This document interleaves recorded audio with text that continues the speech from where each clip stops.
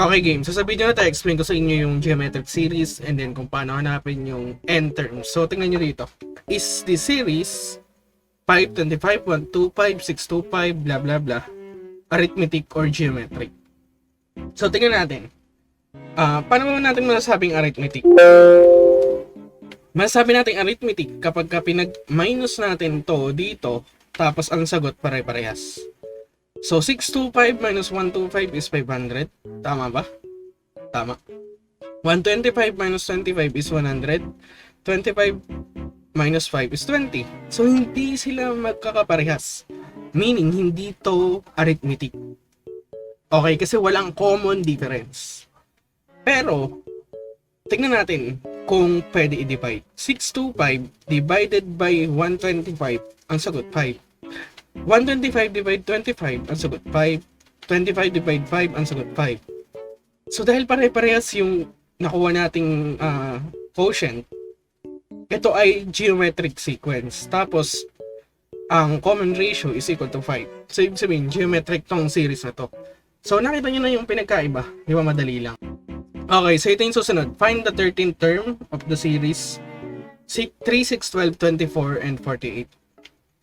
So again, ito yung formula. Tandaan nyo lang mabuti. A sub n is equal to A sub 1 times r raised to n minus 1. Simple. Ang ikli. Okay? So ganito lang kasimple. Ang hinahanap natin 13th term. So ibig sabihin, A sub 13 is equal to A sub 1 yung unahan. Ang unahan ng series ay 3. So 3. Okay? Ano yung r? Common ratio. Paano natin mahanap yun? I-divide natin. So, kunyari ito, 6 tsaka 3. Kahit ano dyan eh. 12, 6, 24, 12, kahit ano. Pare-pares lang yan. So, ito na lang. 3 saka 6. I-divide nyo. 6 divide 3 is 2. So, ibig sabihin, ang R natin, ang common ratio natin is equal to 2. So, ang lalagyan natin dito, 2. Then, i-raise down natin sa n minus 1. Ang n natin is 13. Kasi nga yung hinahanap. So 13 minus 1 dito.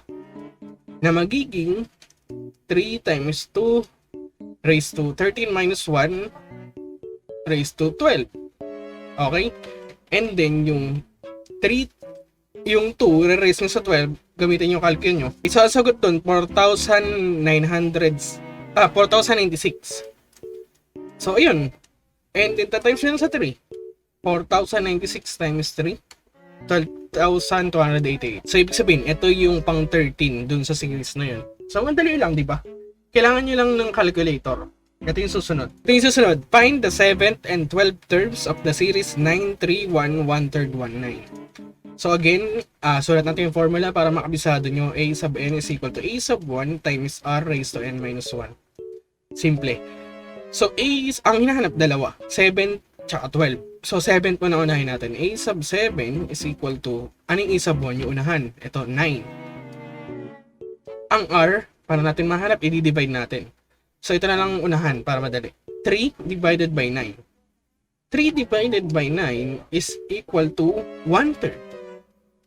So, ibig sabihin, ang R natin is equal to 1/3. Okay? So, ang ilalagay natin dito, 1/3.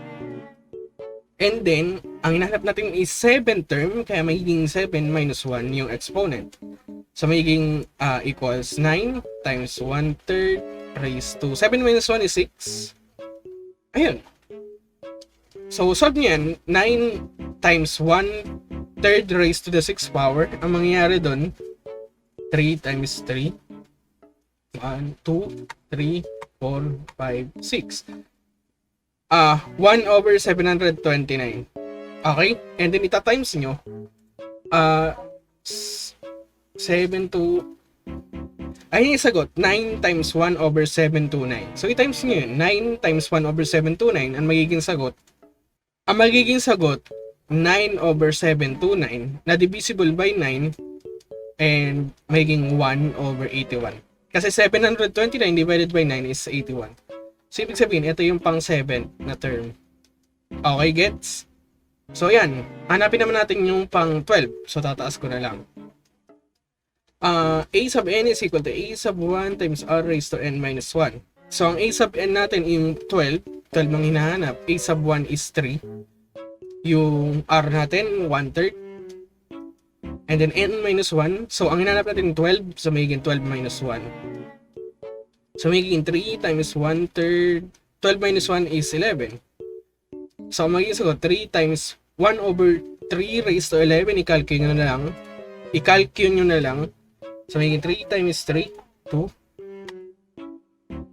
3, 4, 5, 6, 7, 8, 9, 10, 11. So, malaki yung sagot. 1 over 177,147. So, times nyo, 3 times 1 over 177,147. Ang sagot, 3 over 177,147. And then, divisible to by 3. Ang magiging sagot, 1 over 59,049. Okay, so ito yung sagot. Di ba? Ganun lang kadali yung arithmetic, yung geometric series. So next, find the 7th.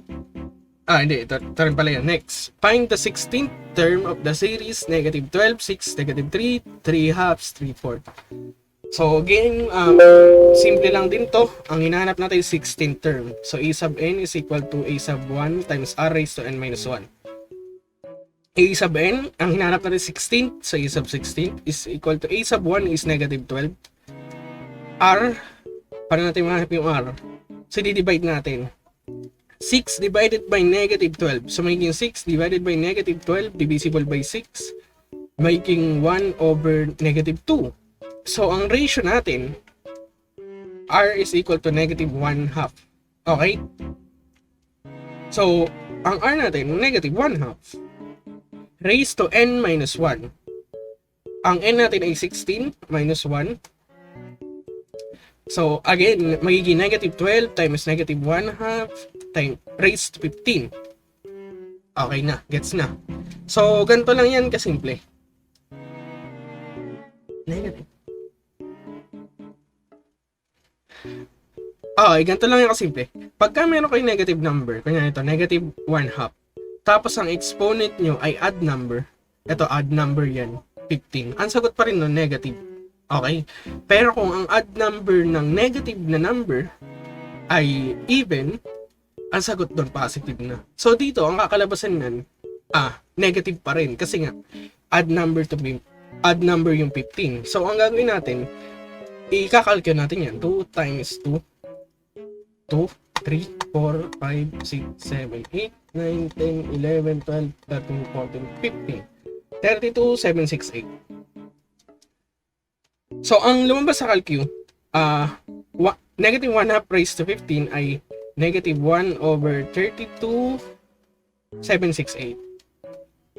Okay? So, yun. And then, i-multiply nyo lang. Negative 12 times negative 1 over 32, 7, 6, 8. Ang sagot, positive na. Kasi pares negative yan. Okay, mali pala. So, ito yung sagot. 12 over 32, 7, 6, 8. Divisible yan by 4. Okay, so 12 divided 4 is 3.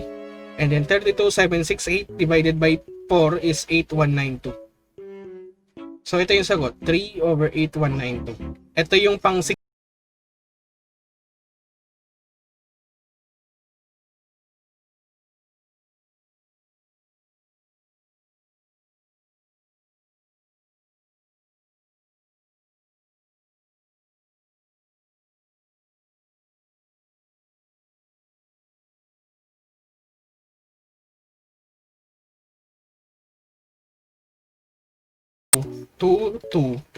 Ano kaya yan? Arithmetic o geometric? So, ganito. Tingnan natin kung arithmetic. Paano ba masabing arithmetic? Kailangan may common difference. So, pag minusin natin to 5 minus 5, 0. 5 minus 5, 0. 5 minus 5, 0. So, pare-parehas. Ibig sabihin, meron silang common difference. Okay? Paano naman natin masabing geometric? Ipag-divide. So, 5 divide 5, 1. 5 divide 5, 1. 5 divide 5, 1.